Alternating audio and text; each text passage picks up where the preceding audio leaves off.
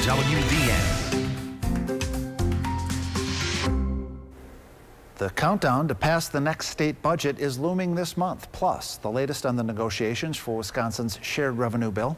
That's what CBS 58's Emily Fannin with politics editor J.R. Ross discuss on tonight's Capital Connection. Let's first talking about what the Joint Finance Committee approved as they continue crafting the next state budget. Here are some of the highlights. One deals with Milwaukee.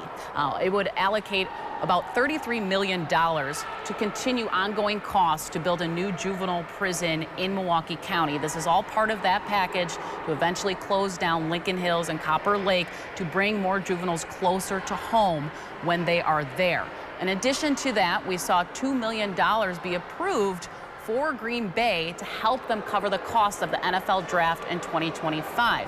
Another highlight includes $10 million for Milwaukee Tourism Hub to pay for things like, of course, we know there's going to be a big convention, the Republican National Convention in 2024, but before that, there is also going to be a presidential debate this August. So they won't have that funding quite yet, but this is just giving them reserves. But looking at this as a whole of all these projects being approved, JR, and just in the past several weeks, there's a reason for it, that they're kind of only putting a lot of money in the first year of the budget and kind of reserving or kind of holding back, I should say, in the second year. Yeah, it's going to sound odd to people at home, but because we have a almost $7 billion surplus, right? They're trying to hoard cash.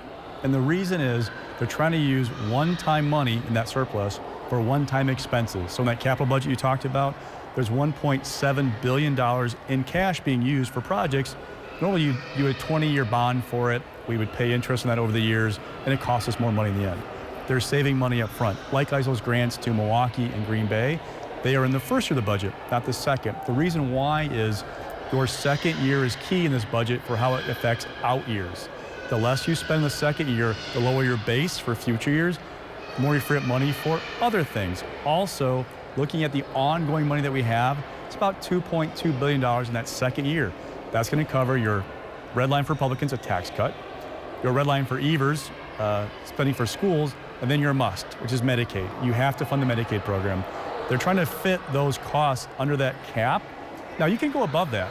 You could spend more money, but it hurts you in future years for how much you have to have revenue grow to meet your current obligations. It's trying to be smart long-term for Republicans. And looking ahead to next week, we're going to pick just a big question mark. And the reason because of that is because we still don't know where things stand on shared revenue. This is the package we've talked about that would give more aid to local governments. And also there's the big Milwaukee component that we've been asking for a very long time, is to raise their sales tax. That's been the sticking point between the Senate and the Assembly. Now, we don't know when Senate Majority Leader Devin LeMahieu and the governor are meeting. Are they going to meet on the side? We heard from Assembly Speaker Robin Vos weeks ago that he's done negotiating, but there's a timeline that lawmakers have to make fairly soon, because if they don't figure out the shared revenue proposal, that just pushes back the timeline for lawmakers on the Joint Finance Committee to craft the next state budget, because they need to know how much is in this package. So we've been hearing for quite a while that there were probably 5 people in the Senate Republican caucus to watch on shared revenue. 3 members from the Milwaukee area, actually all 5 from Milwaukee area, southeastern Wisconsin. They were possible no votes. You still would have 17 Republicans, though, for that bill. You kept everybody on board. What I'm hearing, though, is that some outside Republicans are now having more concerns or expressing more concerns about, okay, is this a bailout for Milwaukee? Now, the backers argue it is not. We were giving Milwaukee the tools, right, to fix their problems by approving a sales tax increase. But to some voters back home for Republicans say, look, you guys are doing more for Milwaukee than you are for us. That's a problem.